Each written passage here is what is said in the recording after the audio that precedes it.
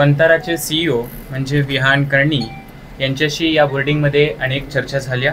त्यांमध्ये खालील मुद्द्यांवरील काही चर्चा करण्यात आली। नांदणी मठ, महाराष्ट्र सरकार व वंतारा यांच्या संयुक्ताने सुप्रीम कोर्टामध्ये रिव्ह्यू पिटिशन याचिका दाखल करण्याबाबत निर्णय झाला आहे। नांदणी मठाच्या मालकीच्या जागेमध्ये वंताराने हत्तीच्या पालन पोषणाची सुविधा केंद्र उभा करण्याचे आहे असे त्यांनी मान्य केलेलं आहे।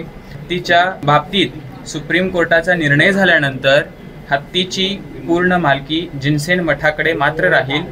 देखभालीची व्यवस्था वैद्यकीय तज्ञाची सेवाचे पथक वंतारा पुरवण्याचे आहे।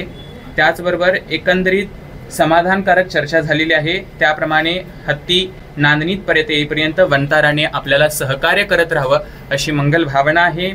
आज वंताराचे विहान करणी इथपर्यंत आले, याचं कारण की अनंत अंबानींनी व त्यांच्या परिवारांनी त्यांना इथपर्यंत पाठवलेलं आहे।